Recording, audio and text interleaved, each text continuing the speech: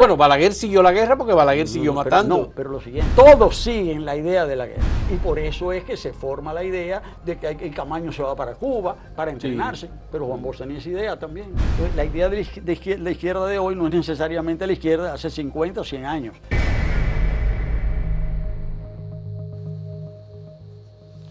En la izquierda de República Dominicana, intelectuales de extraordinaria formación han sido parte de ese movimiento de izquierda, le dieron parte de su vida y contribuyeron en la reflexión y contribuyeron con concepciones políticas que ayudaron en algún momento al crecimiento del conjunto de los partidos de izquierda. Sin embargo, algunos de ellos han ido poco a poco saliendo del movimiento o aliándose con partidos del centro izquierda o del centro conservador, para decirlo de algún modo. Max Bouy es uno de estos dirigentes importantes que luego de haber hecho un doctorado en Francia vino a República Dominicana y se integró inmediatamente a los comités revolucionarios Camilo Torres Corecato. Max Bouy es doctor en Derecho Público y Ciencias Políticas, hizo también una licenciatura en Sociología, fue fundador de los comités revolucionarios Camilo Torres Corecato, luego, como parte de la misma evolución de los Corecatos, fue quien presidió el Partido Socialista, donde se unieron una parte de los llamados Corecatos de la Base, así se llamaban, y posteriormente, en 1984, Max Bouy pasó con un grupo de dirigentes del Partido Socialista a formar parte del Partido de la Liberación Dominicana, donde permaneció hasta el año 1992, cuando abandonó el PLD y fundó la Alianza por la Democracia. Tenemos a Max Bouy con nosotros, le agradecemos que haya aceptado esta conversación y nos interesa conocer su punto de vista sobre la evolución de la izquierda. Ha sido tan zigzagueante, tan difícil, que ha pasado de los Corecatos a la Alianza por la Democracia. Fueron los Corecatos el movimiento que reunía a esos socialcristianos de los años 60 que tenían fuertes vínculos con el catolicismo, pero que finalmente derivaron en aliados de la propuesta socialista. ¿Esa era la opción del momento, Max, que ustedes encontraron para hacer política como profesionales reconocidos? Bueno, Fausto, realmente, bueno, en primer lugar, gracias por la oportunidad de este intercambio. Y te voy a pedir disculpas, pero voy a hacer unas pequeñas correcciones a la introducción. No importa, te lo agradezco de todo modo. No, pero nada grave, nada grave. Ya. Es que ha señalado que yo fui fundador de los Corecatos. Yo no fui fundador de los Corecatos. Los Corecatos fueron un movimiento que se gestó primero al interior del Partido Revolucionario Social Cristiano, sí. Después de la Guerra de Abril, bajo la influencia de múltiples transformaciones que se produjeron también dentro del catolicismo.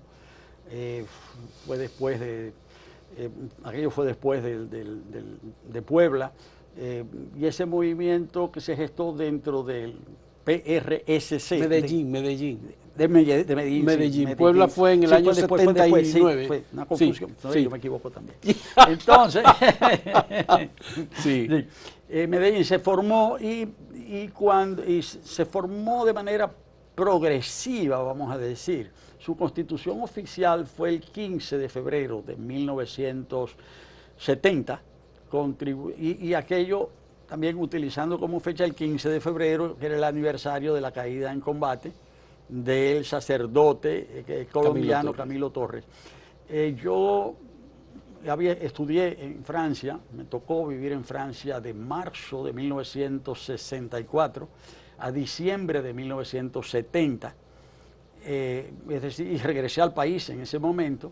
Empecé a impartir docencia de sociología en la UAS.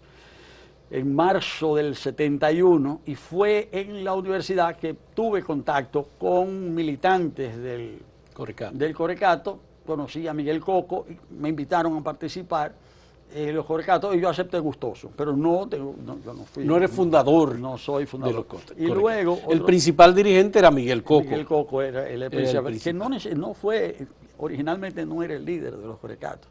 El líder de los Corecatos a inicio, en realidad, era Rafael Tomás Carvajal, sí. Que era del departamento del área de doctrina del Partido Revolucionario Social Cristiano. Había tenido la oportunidad de viajar a Chile porque todo aquello se gestó dentro de ese proceso. Pero el otro pequeño error es lo siguiente. Fueron los llamados corecatos de la dirección los que constituimos el Partido Socialista, no los de la base. No de la base. Los de la base constituyeron el Movimiento Socialista de los Trabajadores. Ah, el MST. El MST. El MST, ya. Sí. Bueno, pero aclaraciones nada más para que no se queden con no, ciertamente. La corrección, pero ya. Eso no tiene mayor trascendencia. Bueno, pero entonces tú llegaste a los Corecatos en el momento en el que los Corecatos ya estaban con contactos con Camaño. Ya los Corecatos ya un contingente de los Corecatos se había entrenado con Camaño. Ya. En Cuba ya un grupo de 13 Corecatos ya se había entrenado con Camaño a lo largo del año 1970. Y yo llegué aquí en el 71 y eso estaba... Ya cuando tú llegaste aquí ya los palmeros estaban muertos. No. Los palmeros murieron en 1900, primero, en enero. Bueno, primero, no. Amauri y sus compañeros sí. Murieron el 12 de enero de 1972. 72. No, a mí me tocó conocer a Amauri, me tocó también alojarlo, esconderlo también. Es decir, a lo largo del año 1971, yo era profesor universitario, pero tuve la oportunidad de conocer a Amauri, conocer acerca de su valía, y uno de los que murió con Amauri yo lo había conocido en París, a Ulises Cerón Polanco. Ulises Cerón Polanco. Porque ellos cuando rompieron con Camaño en el campamento en Cuba y decidieron salir y se les autorizó la salida, Ulises Cerón Polanco y José Villa Tavares pasaron unos meses en París. Yo los conocí, ellos vivían en condiciones limitadas, precarias, ¿no? Nos conocimos. Entonces, bueno, nos hicimos amigos, ellos vivían en condiciones con ciertas limitaciones, ellos no tenían baño en el lugar donde vivían. Entonces ellos iban una vez por semana a mi apartamento a tomar un baño. Ya. O sea, fue una relación, ¿verdad? Digo, eso es un detalle. Ya. Eso es un detalle. Lo que quiero decir es que yo tuve la oportunidad de desarrollar una relación de amistad fraternal con ellos. Es decir, cuando se produce el enfrentamiento en enero de 1972, el 12 de enero, ya este grupo había perdido contacto con Camaño. Sí, pero... ¿Por una fracción? ¿Por una división? No, lo que pasa es que, bueno, muchas de estas cosas yo las fui sabiendo sobre la marcha, porque hay muchos hechos históricos, ya son históricos, ¿verdad?, de los cuales yo no participé, de los que me fui enterando de una forma u otra, y efectivamente, en el momento en que se produjo el enfrentamiento que condujo a la muerte de Amauri y sus compañeros, sí era un momento en que había habido vamos a decir, una ruptura del contacto, una ruptura de las comunicaciones con el coronel Camaño y el contingente que se entrenaba con él en Cuba. Ya, pero ya eran parte de los Corecatos. Es un poco más complejo. Explícame, ¿cómo es? ¿Cómo se puede interpretar eso para contar la historia? No, para contar la historia. Aunque yo te voy a decir, yo esperaba que la entrevista comenzara de otra manera. Pero después te digo eso. Te voy a responder la pregunta. No, porque, ¿verdad? De eso se trata, ¿verdad? En realidad, los Corecatos se desarrollan como parte de una evolución de una de una franja, ¿verdad?, del Partido Revolucionario Social Cristiano, que era un partido que había tenido también sus diferencias en su proceso de desarrollo. El PRSC se constituyó en el exilio, en Nueva York. El Partido del Machete Verde. El Partido del Machete Verde, y se establece en el país, se constituye oficialmente en el país a raíz de la caída de la dictadura. Pero luego se dan polémicas dentro del partido, dentro de ese partido. La primera gran ruptura es la salida de Mario Grit-Vittini de ese partido, que sale del PRCC y constituye el PDC, el Partido Demócrata Cristiano. Después se dan en el PRCC diferencias de corrientes, eso desde antes del estallido de la Guerra Civil. Y luego, a raíz del estallido, ¿verdad?, de la Guerra de Abril, también entonces el partido como tal asume una posición muy beligerante, es decir, a favor de la revolución constitucionalista. Y eso hace también que se desarrollen las tendencias más progresistas dentro de ese Partido Revolucionario Social Cristiano. Y se da todo un debate. Era un partido donde se leía mucho, se estudiaba mucho, era un partido donde había mucha, vamos a decir, efervescencia, ebullición cultural, vamos a decir. Sí. Y a raíz, durante los años 1966 en adelante, se van produciendo esas diferencias. No era el único conglomerado importante católico en donde se desarrollaron posiciones revolucionarias de izquierda. Al mismo tiempo, fuera del PRCC se desarrollaron otros grupos progresistas de izquierda, fundamentalmente lo que se llamaron los conscientes, que estaban inspirados por los hermanos de La Salle. Se desarrollaron esas dos, vamos a decir, esas dos corrientes. Los conscientes pasaron a ser una organización de izquierda, esos cristianos pasaron a ser una organización de izquierda llamada Acción Revolucionaria, y luego dentro del social cristianismo se fueron conformando estos comités revolucionarios Camilo Torres. ¿Por qué fueron muy importantes estos comités? Porque el Partido Revolucionario Social Cristiano era hasta cierto punto parte de un experimento continental. En el sentido de darle un brazo político a la Iglesia Católica. Sí, dentro del Concilio Vaticano II. Sí. Lo que pasa es que las cosas fueron más allá de lo que quizás se pensó originalmente. Sí. Hay que situar esto dentro del contexto de la Revolución Cubana. Y dentro del contexto de la radicalización de una franja importante de las juventudes latinoamericanas. Hay dos partidos a considerar que eran los dos partidos demócratas cristianos más importantes de América Latina, que eran el Partido Demócrata Cristiano de Chile y el Partido COPEI, que eran los social cristianos de Venezuela.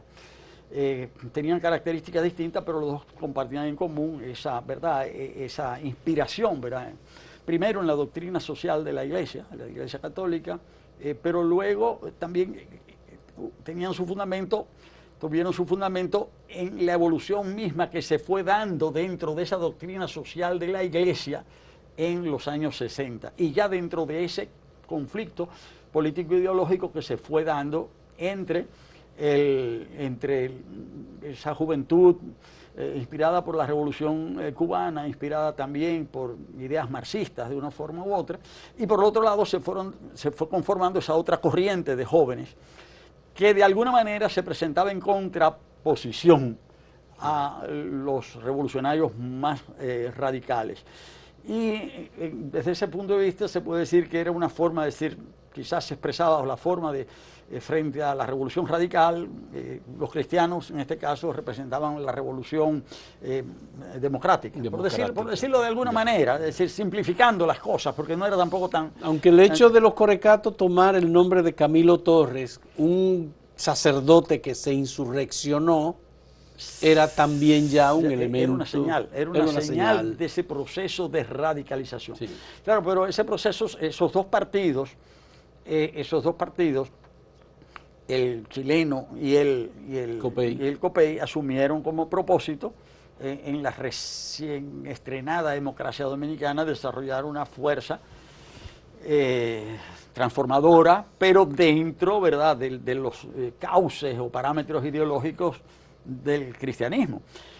Y fue todo un experimento, porque se desarrolla, se menciona mucho el Partido Revolucionario Social Cristiano, pero este formaba parte en realidad del movimiento revolucionario social cristiano. Y el movimiento social cristiano eran el partido, los sindicatos, las federaciones, la juventud estudiantil cristiana.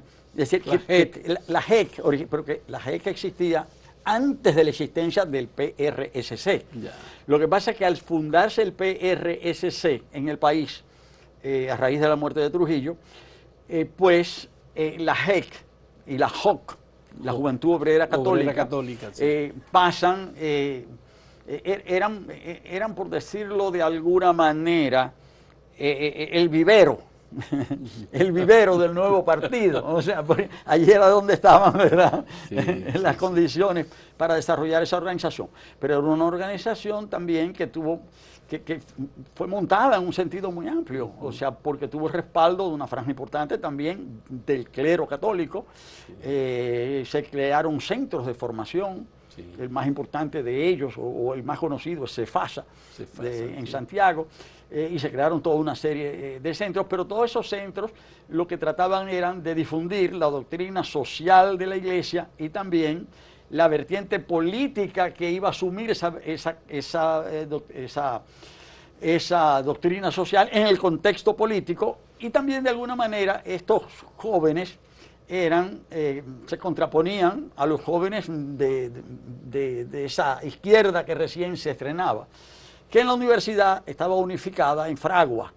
E incluso lo de Fragua, es decir, siempre hay que recordar cuál era el lema de Fragua. El lema de Fragua era pensamiento y acción fungidos en arma contra la injusticia. Sí.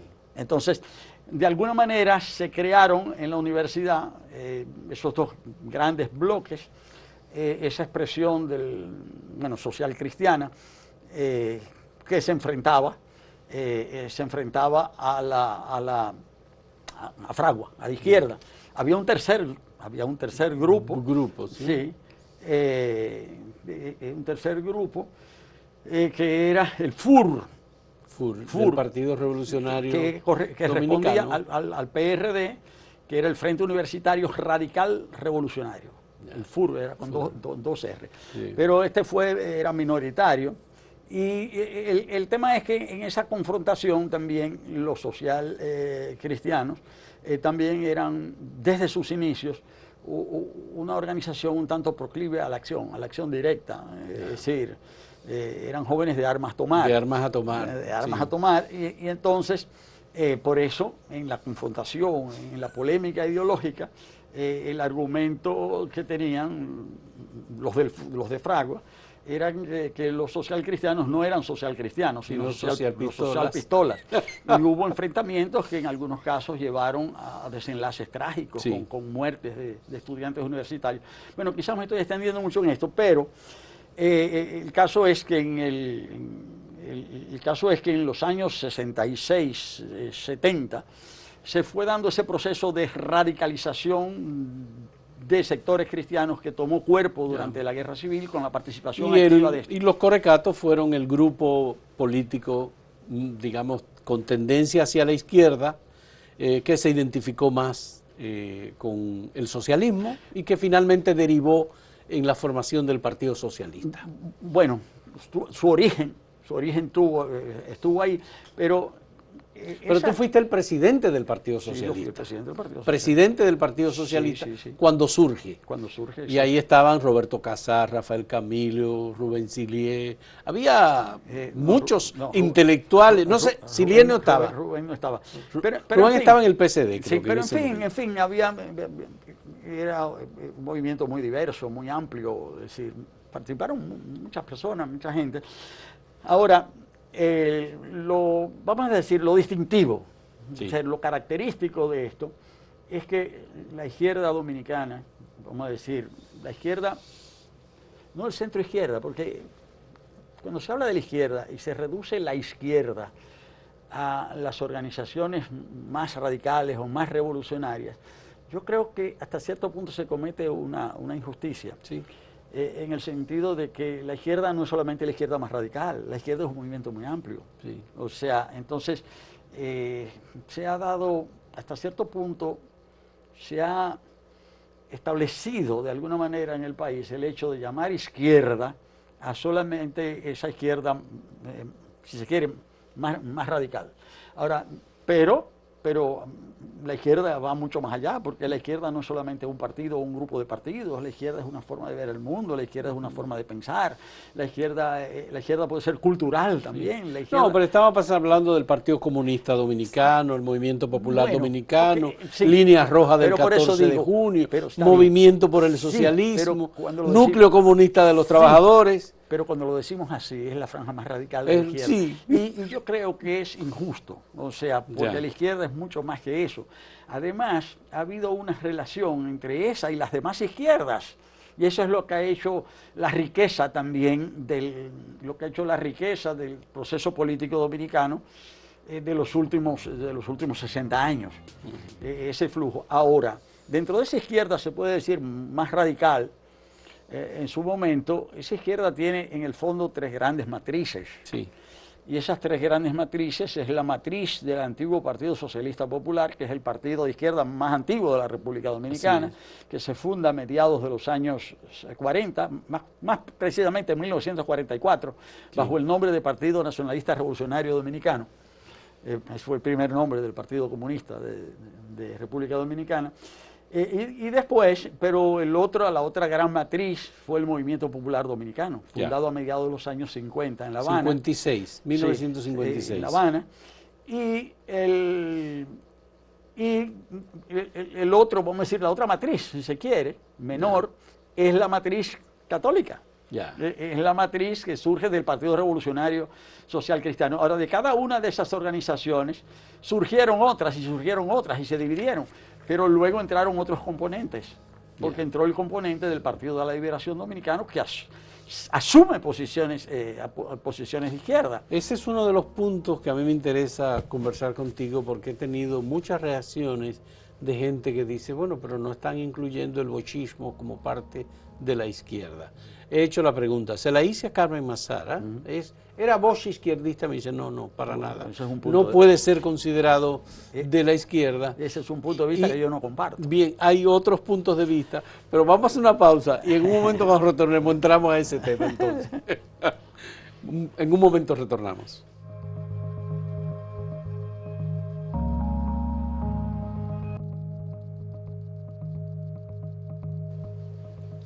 Max Bui, la izquierda de República Dominicana después de 1965 se fraccionó, se fortaleció en algún momento, pero se dividió en dos grupos. Los que favorecían a profesor Juan Bosch, que fue yendo cada vez más hacia la izquierda porque negaba los procesos electorales, y los que favorecían a Peña Gómez, que entendían que Balaguer era posible sacarlo del poder mediante un proceso electoral. Bosch no creía en eso. Al final se impuso la idea de José Francisco Peña Gómez. Es decir, el PRD de Peña Gómez y el PLD de Juan Bosch fueron los receptores de una buena parte de la izquierda. Y entre esos que fueron de la izquierda al PLD está Max Bui, que ya no es temprano, sino tarde, en 1984, cuando Max Bui entra al Partido de la Liberación Dominicana y forma parte del comité político. Yo recalco. Cuéntame. Recalco que me parece reductor. Limitar la izquierda a esa izquierda revolucionaria, ¿verdad? Que se estructura, ¿verdad? Que se forma en los años 70 y que se desgrana, se divide en los años 70. Y todo eso se traduce en una hegemonía del PLD sobre la izquierda, sobre esa izquierda. Y yo pienso que, como digo, personalmente no participé en muchos de esos acontecimientos, pero me tocó estar cerca. Yo conocí al profesor Juan Bosch y a José Francisco Peña Gómez en París, porque como yo dije, viví allí casi 7 años y vi pasar mucha gente.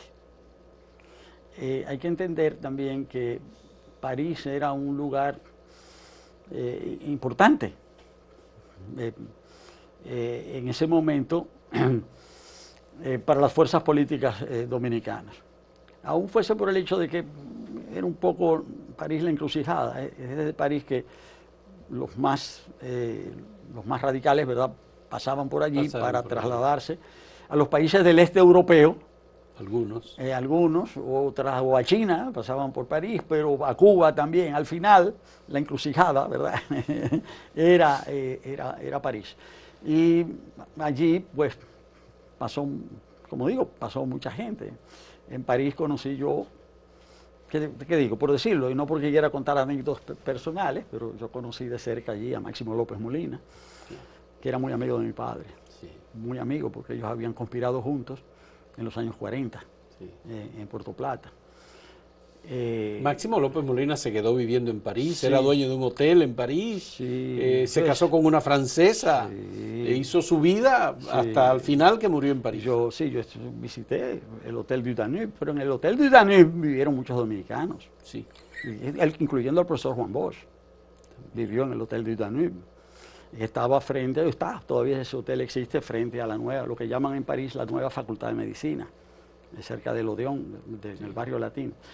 Pero allí me tocó compartir con Máximo, con mucha gente, con Héctor Aristi, con los militares constitucionalistas, con los exiliados del 14 de junio. Allí conocí a Fidelio y a todos los demás. Y sobre todo, en este caso particular, el caso de don Juan Bosch y José Francisco Peña Gómez, pero muchos otros, muchos otros. Porque yo me convertí de alguna manera en el decano de los estudiantes dominicanos de París, porque yo había hecho un año de Derecho acá en la universidad, muy joven. Yo vine a la UAS a los 16 años, hice un año, pero en eso mi familia se traslada a París. Y yo comienzo de nuevo a estudiar Derecho, estudio Sociología. Entonces, cuando llegaba un estudiante dominicano a París, siempre lo llevaban donde mí para que yo lo conociera y lo orientara. A mí no se me olvida, a mí me tocó acompañar a José Francisco Peña Gómez para llevarlo a que él se inscribiera en la Facultad de Derecho de París para hacer el doctorado en Derecho que él hizo allá. O sea, entonces he conservado muchas amistades y por eso conozco mucha gente. Nos hemos tratado de manera, con mucho respeto. O sea, yo tengo, ¿verdad?, en ese sentido. O sea, para mí fue una riqueza haber tenido esa oportunidad. Pero volviendo al tema, ahí me digrigué un poquito. Sí, mi inquietud es saber por qué Max Puig se va con el profesor Juan Bosch, siendo Juan Bosch una persona que había negado ya los procesos electorales y que entendía que la liberación nacional era el método de alcanzar el poder. Pero nunca definió liberación nacional como una revolución. Nunca se definió un método de cómo llegar al poder. El PLD participa en los procesos electorales y cuando tú llegas al PLD en el año 84, el PLD tiene ya los procesos electorales definidos. Sí, pero yo no sé si contra la idea del profesor pero atención. Mira, porque yo creo que hay que situarse en el contexto y por eso yo insisto mucho en el contexto.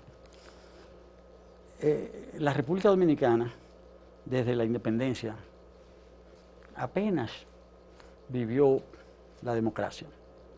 Es decir, la República Dominicana estuvo caracterizada desde la independencia hasta la muerte de Trujillo por dictaduras, y muchas de esas dictaduras particularmente brutales. Las dictaduras de Santana y Báez, la dictadura de Lilis, la dictadura militar norteamericana, la dictadura de Trujillo. Cuando uno saca la cuenta, al final, es casi todo dictadura. Sí. Es casi todo dictadura.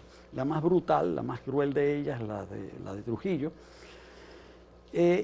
Y las fuerzas políticas, vamos a decir, transformadoras, de izquierdas en sentido amplio en el país, se desarrollaron en un contexto muy difícil. Bajo la dictadura de Trujillo, se puede decir que fuerzas políticas de un cierto nivel de cohesión, con una cierta estructuración, son pocas. Hubo mucha oposición a Trujillo, hubo mucha resistencia, pero era una resistencia más bien aislada. Proyectos de resistencia a Trujillo, yo marcaría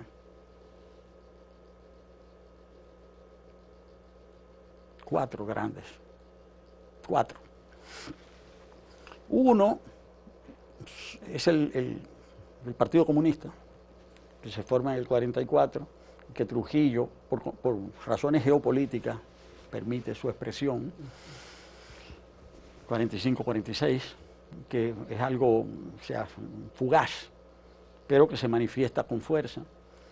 Otro, en los años 40 también se desarrolla un movimiento importante, porque lograron consolidarse todos los grupos de la resistencia interna en un frente, que era el Frente Interno de Liberación, cuyo líder era Fernando Spignolio, y tenía su base en Puerto Plata. Pero es muy importante porque es el único movimiento que logra estructurar toda la resistencia, logra contacto con el exilio y logra introducir armas en el país para enfrentar a Trujillo. Y esa era la base de la expedición de Luperón, que fracasa ya por tema de delación. La expedición fue delatada por un diplomático dominicano en México que se llamaba Joaquín Balaguer, y hubo otras delaciones. Y otro movimiento, en realidad, era el núcleo de la resistencia antitrujillista que existía en Santo Domingo, que era un núcleo relativamente importante, encabezado por los hermanos Fiallo, Viriato y Antinoe Fiallo, donde estaba Severo Cabral. Era un grupo importante y que después ese grupo que existía desde los años 40 termina convirtiéndose en el núcleo fundador de la Unión Cívica Nacional. Y el otro movimiento es el Movimiento Revolucionario 14 de Junio, que también tiene una existencia fugaz, porque se constituye el 6 de enero y ya están todos presos el día 20, sí. O sea, ya en 15 días. Pero son los 4 grandes movimientos. Ahora, a raíz de la muerte de Trujillo, todo el tema era que para Estados Unidos era fundamental, ya se sabía que Trujillo iba a caer, aquella debía ser una transición controlada y había que evitar que República Dominicana se convirtiera en una nueva Cuba. Eso.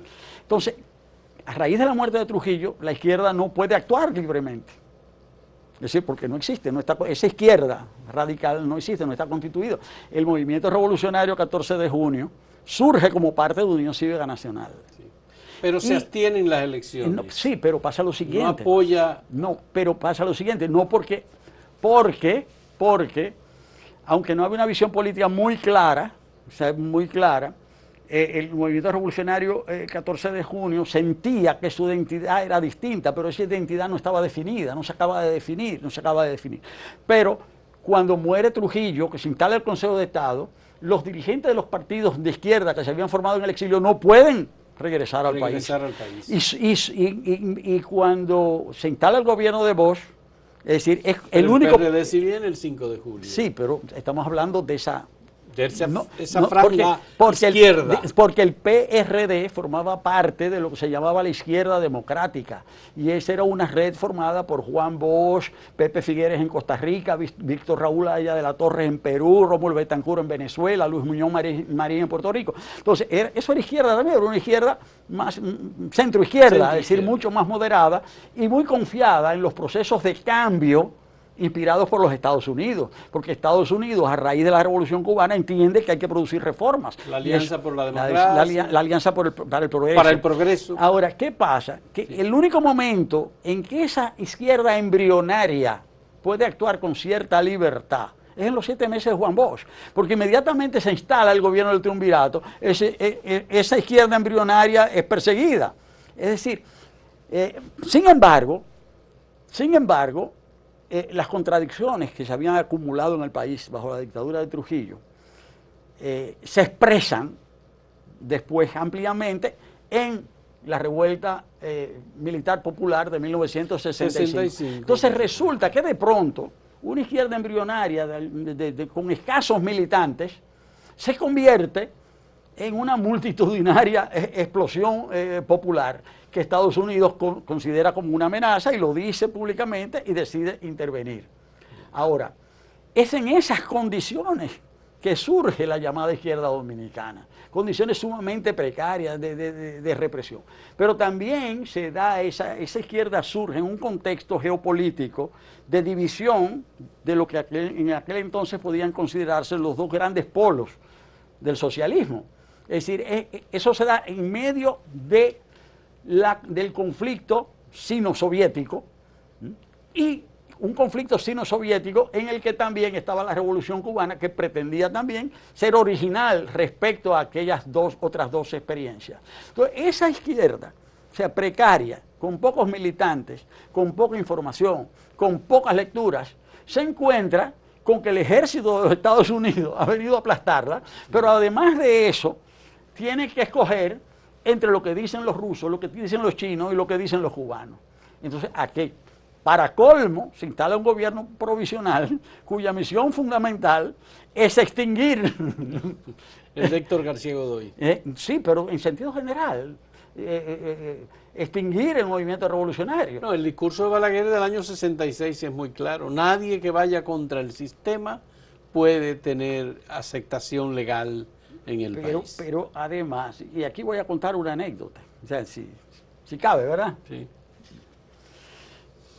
En el año 1961, yo tenía 15 años, los Estados Unidos no tenían relaciones diplomáticas con la República Dominicana, porque en agosto de 1960, a raíz de la sexta reunión de cancilleres de la OEA, de San José de Costa Rica, todos los países de América decidieron romper relaciones con Trujillo, ya.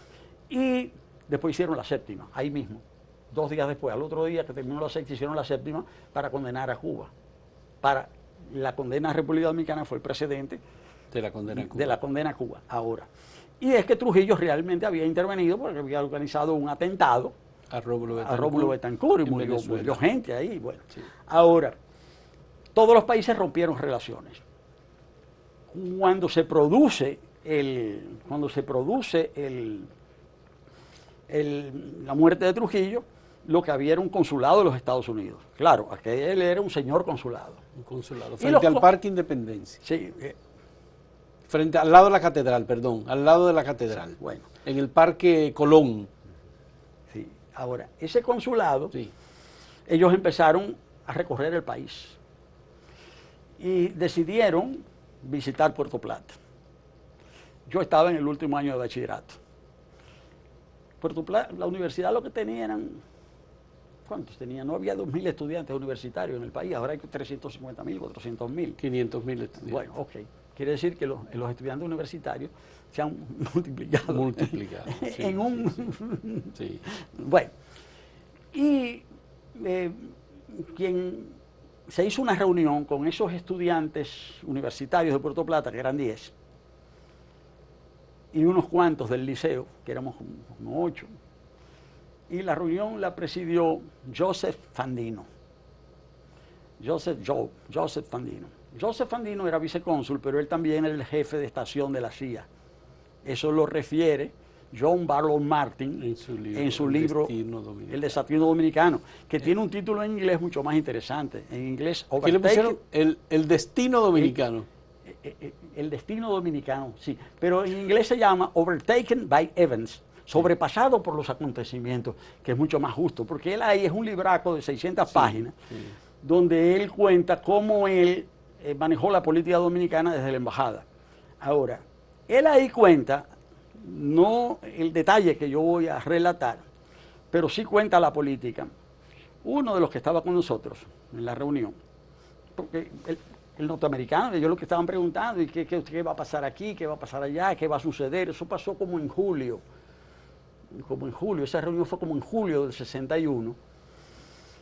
Y la casa fue en casa de don Rafael Isa, tío de Narciso Tío y Tony, y Tony Isa. y Tony Isa, que era un comerciante Sí. que vivía en Puerto Plata, que tenía ideas progresistas, revolucionarias, él era anarquista, o sea, ese Rafael Isa.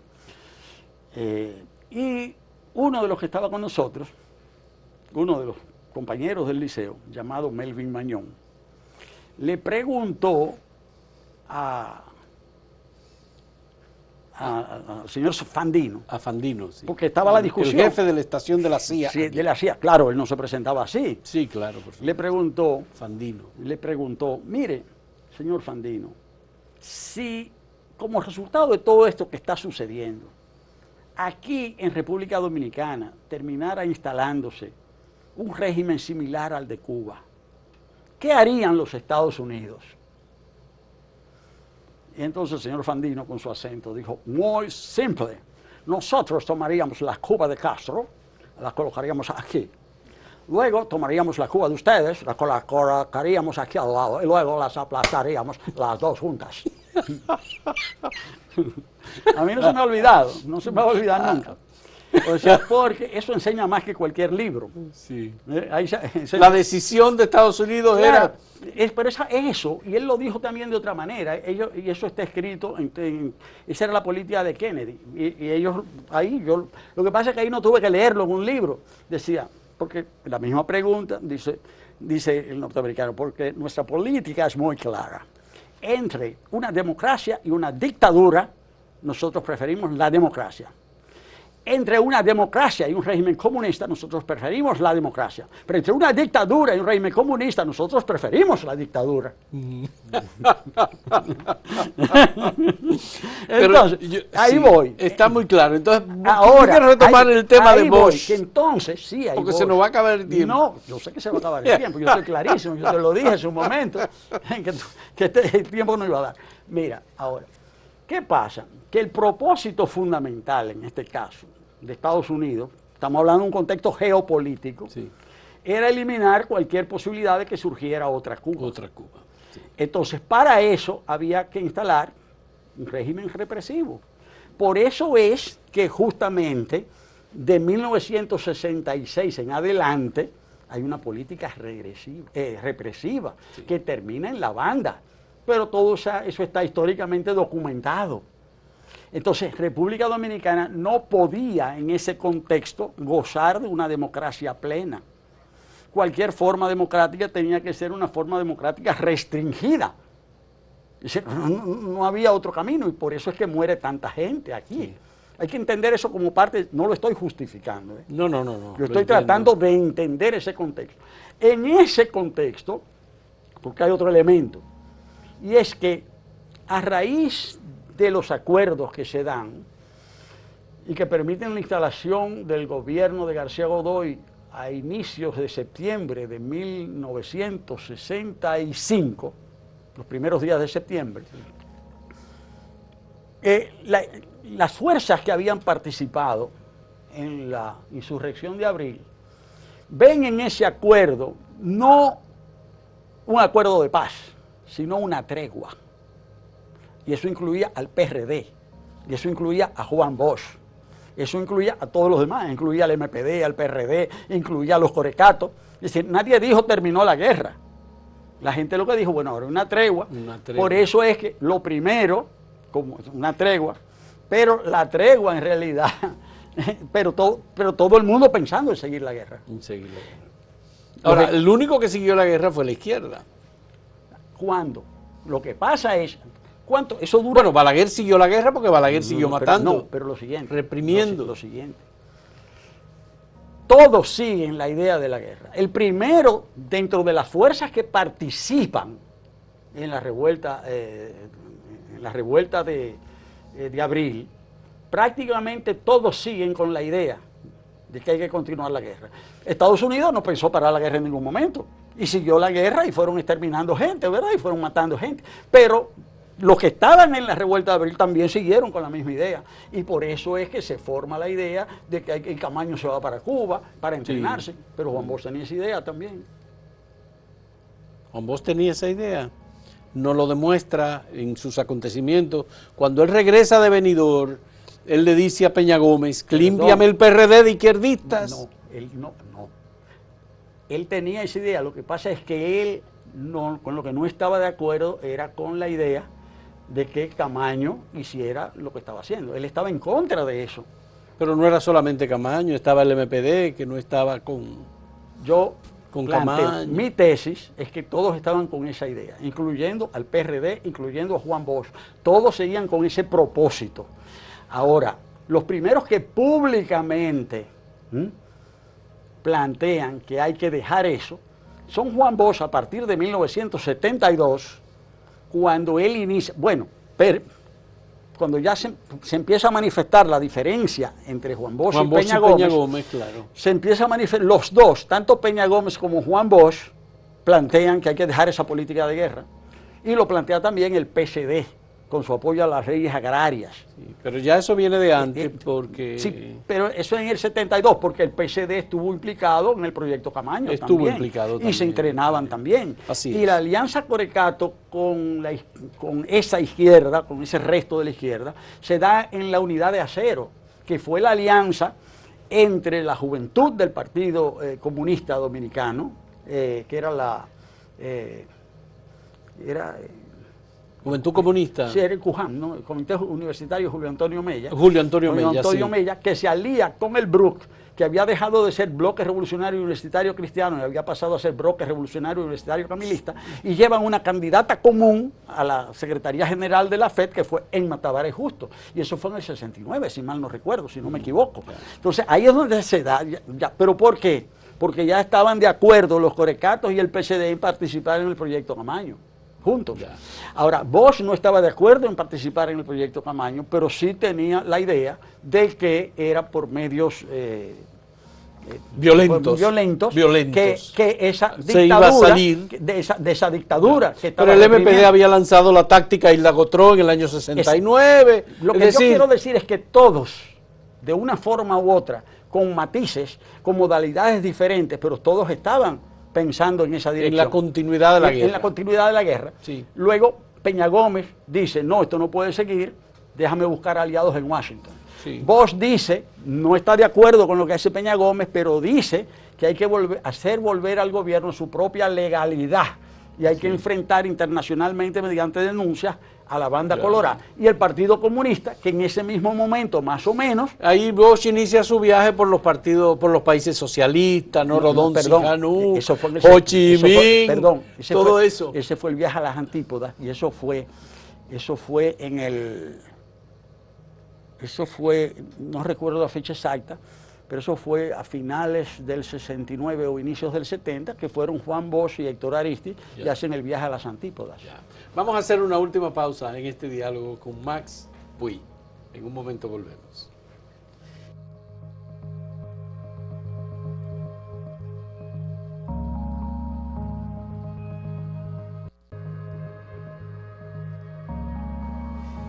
Max, entonces el profesor Juan Bosch era izquierdista, según tu punto de vista. Yo te mencioné la pregunta que le hice a Carmen Mazara y tú me dices que tú no estás de acuerdo con la respuesta de Carmen Mazara. No, porque el tema de las ideas, es decir, es cierto que las ideas tienden a convertirse muchas veces en un cuerpo.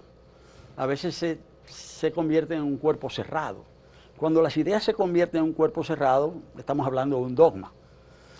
Ahora, pero las ideas son expresión de la sociedad, se van modificando constantemente. Pero ¿se es izquierdista entonces, solo ahí voy. por las ideas o por las acciones? No por las ideas, por las ideas y por la práctica, obviamente. Pero lo que quiero decir que lo que es izquierda en un momento no es izquierda en el otro. Es decir, en los últimos 2 siglos ha habido muchas formas de ser de izquierda. El término mismo viene del lugar en que se colocaban los revolucionarios franceses. Sí. Y después, en ese sentido, en sentido general, tú puedes decir que son de izquierda todos los que propugnan por la transformación del orden establecido, para crear un nuevo orden considerado más equitativo, más justo en términos políticos, en términos sociales, en términos económicos, en términos de reconocimiento de derechos. individuales o de grupo, derechos colectivos. Entonces, la idea de la izquierda de hoy no es necesariamente la izquierda de hace 50 o 100 años. Ahora, cuando uno limita la izquierda a un determinado grupo de partidos, en este caso, los partidos marxistas-leninistas, sí. Eso es tener una visión reduccionista de la izquierda. La izquierda es mucho más que eso. O sea, una persona que quiere transformaciones sociales hoy, aunque no tenga nada que ver con el marxismo, yo la considero una persona de izquierda. Entonces Bosch, que no tenía nada que ver, sí, Bosch se declaró marxista, sí, no leninista, sí, y construyó un partido de cuadros profesionales, que de alguna manera es la reafirmación del leninismo. Entonces, el profesor Bosch era izquierdista, según tu punto de vista. Yo pienso que el profesor Bosch, primero, siempre fue una persona de gran sensibilidad social. Es decir, o sea, con una opción lo revelan toda su narrativa, todas sus novelas. Son novelas de carácter social, son novelas donde se manifiesta una tendencia, a decir, a favor de los pobres. Bosch siempre tuvo esa sensibilidad, si se quiere. Y políticamente él se adscribe a la corriente del llamado de la izquierda democrática en América Latina. Y él llega a la presidencia de la República en el año 1963, después de una campaña electoral donde él hace una política de educación, él desarrolla toda una campaña de educación política de gran contenido social. Y esa campaña política de Bosch expresa un sentimiento de izquierda, expresa un sentimiento transformador. ¿Tú crees que esa tendencia de izquierda es lo que contribuye a su derrocamiento? Eso y muchísimos otros factores, o sea, porque hay que ver también cómo lo que Bosch propone fue interpretado, cuál fue la lectura que hicieron los grupos más conservadores de la sociedad dominicana. La reforma constitucional, por ejemplo. La reforma constitucional, en el gobierno de Bosch. La reforma constitucional, el tema, cómo se plantea el tema de la propiedad en la Constitución. En fin, hay toda una serie de elementos. Obviamente que la política reformadora de Bosch, vamos a decir, para no decir reformista, para no confundirlo, ¿verdad? Con esa corriente política balaguerista. Sí. Pero esa tendencia, vamos a decir, reformadora de Bosch, encontró un valladar en las fuerzas conservadoras, en el pensamiento conservador. Entonces, sectores importantes de la economía, ¿verdad?, de los sectores económicos dominantes, de la iglesia. Resistieron. ¿Y qué es eso? ¿Y qué fue ese derrocamiento sino una confrontación entre derecha e izquierda? Eso fue una confrontación entre derecha e izquierda. Pero además, el otro elemento es que la izquierda es la que se va a la montaña a defender a Juan Bosch. Está bien. El gobierno. No, la izquierda. Bueno, el 14 de junio. Sí, el 14 de junio. Sí, pero quiero decir, que es la izquierda en ese momento. Pero yo lo digo en el sentido de que cuando el 14 de junio hace eso, es porque se identifica con las políticas de Bosch y las defiende. Entonces, era una izquierda más moderada, representada por Bosch, y una izquierda más radical, en este caso representada por el 14 de junio. Y ahí es donde yo digo que no hay que establecer esa segregación entre una izquierda, 14 de junio, y una derecha, Bosch. No. El 14 de junio va a la montaña porque se siente representada en alguna medida por las políticas impulsadas por Juan Bosch. Entonces, ahí es donde yo digo que no hay que hacer esa segregación, esa ruptura entre derecha y Bosch, a raíz de entonces de lo que sucede, Bosch entonces hace una relectura de la realidad. Y él revisa su pensamiento y dice, si yo he sido demócrata y no se me ha permitido ser demócrata, yo tengo que reentender las cosas. Y ahí es que se da en el curso de esos años, que son los años de Benidorm fundamentalmente, más que los años de París, porque Bosch se muda de Benidorm a París. Sí. Y ahí es donde yo establezco una relación más estrecha con Juan Bosch. Y ahí donde... Pero en su estancia en Benidorm es cuando Bosch recibe a un enviado de Camaño, que es Eberto Lalane José, a quien Bosch prácticamente saca de su casa diciéndole que no tenía las condiciones porque le faltaba un ojo, le faltaba un brazo, era una persona que no podía emprender acciones. Pero ¿sabes qué? Según ¿sabes qué? Algo que cuenta Narciso Izaconde, porque Narciso Izaconde fue a hablar con Bosch allá a Benidorm. ¿Y qué cuenta Narciso? Lo ha escrito, que Juan Bosch, cuando él llegaba al apartamento, él tenía 2 apartamentos en Benidorm, que habían sido puestos a su disposición, ¿verdad?, por amigos españoles. Sí. Y en uno vivía él con su familia, ¿verdad? Y en el otro apartamento él lo tenía para recibir visitas. Pero que cuando Narciso cuenta que una vez él llega y empieza a hablar con Juan Bosch, y Juan Bosch le dice que no hable, y lo invita a que vayan a la playa. Entonces cuando están bañados en el mar, en el agua, es que Juan Bosch habla con él. O sea, porque Juan Bosch entendía que lo podían estar grabando. Yeah. Hay que situarse en el contexto. Entonces, es verdad, Juan Bosch a mucha gente seguro los botó de la casa, pero hay que ver el contexto en el que se produce. Entonces, ¿tú quieres interpretar a Bosch en esa acción frente a Berto Lalani? No, yo no sé, yo no estaba ahí, yo no tengo juicio sobre eso. O sea, en mi caso particular, lo que quiero decir es que hay que evitar las respuestas simplistas a los fenómenos. Eso es lo que yo quiero decir. Bien. Muchas gracias, Max, por esta interesante conversación. Ojalá que en otro momento podamos continuarla, yo espero que sí.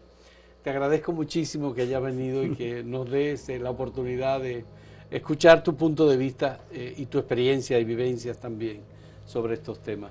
Y gracias a ustedes por la compañía en este interesante diálogo.